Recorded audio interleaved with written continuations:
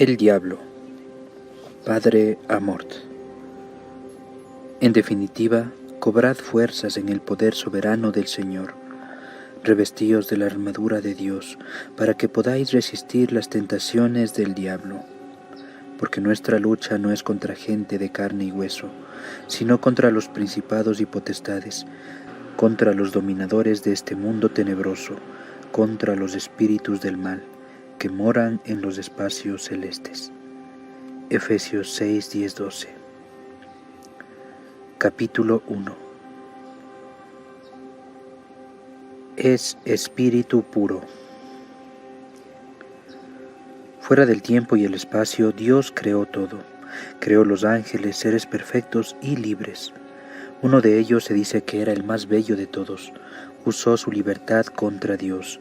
Se rebeló contra Dios, en otras palabras. Satanás es un nombre. Es llamado diablo en la Sagrada Escritura. El término diablo deriva del latín tardío diabolus, traducción desde la primera versión de la Vulgata, siglo V después de Cristo, del griego diabolos, derivado del verbo diabalo, dividir. Significa entonces el que divide, calumniador, acusador. En efecto, todo esto es el diablo, el gran acusador, el mentiroso, aquel que siembra división y propaga el mal. Siendo espíritu puro, fue superior al hombre hasta la encarnación de Cristo. Con la encarnación, el hombre, en cuanto completamente uno con Cristo, deviene superior a todos, incluido el diablo. Pero éste sigue siendo lo que es: inteligente, artero, astuto, jefe de un ejército de espíritus rebeldes, es decir, de espíritus que voluntariamente se rebelaron contra Dios, como lo hizo también el diablo. ¿Dónde están? ¿Dónde existen? Los demonios nos envuelven completamente, dice San Pablo. Así que están en todas partes. Si pudieran verse, oscurecerían el cielo en pleno día. Son una multitud, un ejército inmenso, imposible de enumerar. Al principio, Satanás era un ángel bueno, así lo quiso Dios. Diabolus enim et ali demones adeo quidem natura creati sunt boni, sed ipsi per se facti sunt mali. El diablo, de hecho, y los otros demonios fueron creados por Dios naturalmente buenos, pero por sí mismos se transformaron en malos. Escribe la Iglesia en las actas del Concilio de Letrán. Aunque fue creado desde el inicio en Jesucristo, por medio de Jesucristo y por Jesucristo, y por tanto creado para el paraíso, el diablo quiso ser como Dios, y por orgullo le desobedeció. La Escritura habla de este pecado en términos precisos. Esta caída consiste en que estos espíritus creados por libre elección rechazaron a Dios y a su reino radical e irrevocablemente. El Catecismo de la Iglesia Católica afirma: encontramos un reflejo de esta rebelión en las palabras del tentador a nuestros primeros padres: serán como dioses. Génesis 3:5. El diablo es pecador desde el principio. Primera de Juan 3:8. Padre de la mentira. Juan 8:44. Para este pecado, el pecado de rebelarse contra Dios, no hay perdón. La causa de que el pecado de los ángeles no pueda ser perdonado es el carácter irrevocable de su decisión, no un defecto de la infinita misericordia divina. No hay posibilidad alguna de arrepentimiento para ellos después de la caída, así como tampoco hay posibilidad de arrepentimiento para los hombres después de la muerte, escribe San Juan Damasceno. ¿Satanás podrá regresar al paraíso al final de los tiempos? No, porque su elección es definitiva, para siempre, y él fue el que lo quiso así. De algún modo, Dios es impotente ante su libertad, una libertad que se ejerce fuera del tiempo y el espacio. Así pues, ha hecho su elección real y definitiva, fuera de las categorías que nosotros conocemos. La Escritura atestigua la nefasta influencia en el mundo de aquel a quien Jesús llama homicida desde el principio. y que incluso ha intentado distraerlo de la misión que el Padre le ha confiado. El Hijo de Dios apareció para destruir las obras del demonio, dice el Evangelio de Juan. De estas obras, la más grave en sus consecuencias es la seducción mentirosa que induce al hombre a desobedecer a Dios. Ciertamente, la influencia en el hombre es nefasta, pero no es ilimitada. En efecto, el Catecismo nos recuerda que el poder de Satanás no es infinito. Él no es más que una criatura poderosa por el hecho de que es espíritu puro, pero sigue siendo una criatura. En otras palabras, no puede impedir la edificación del reino de Dios.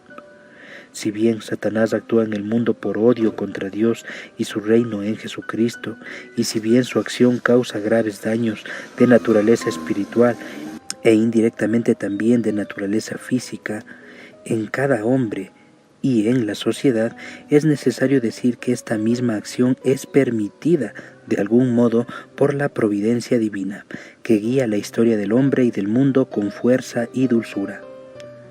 La permisión divina de la actividad diabólica es un gran misterio, pero nosotros sabemos que Dios ordena todas las cosas para bien de los que le aman. Romanos 8:28. ¿Quién es el diablo? ¿Cuál es su verdadero nombre? ¿Cuánto poder tiene?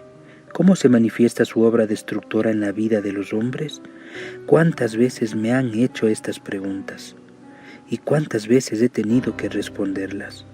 Pero aún hoy no me canso de hacerlo. Como exorcista de la diócesis de Roma desde 1986, a menudo me preguntan creyentes y no creyentes por la naturaleza de aquel a quien estoy llamado a combatir a diario.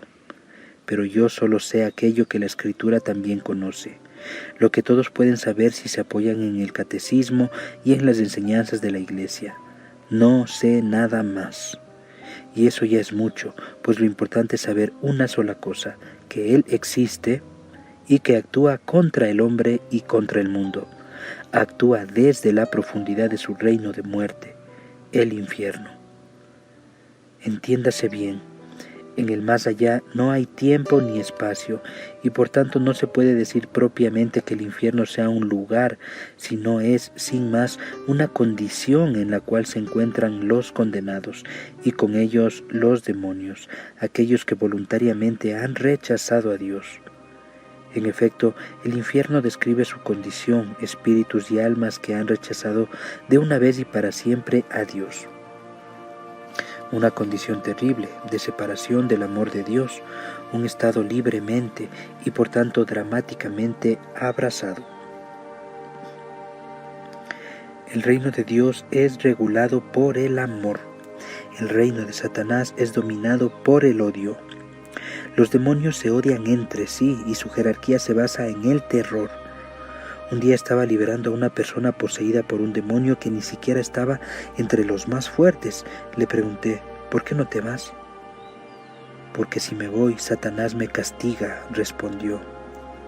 El objetivo de la existencia de los demonios es arrastrar al hombre al pecado y llevarlo al infierno, pues todos deberían descender al abismo en el que ellos están.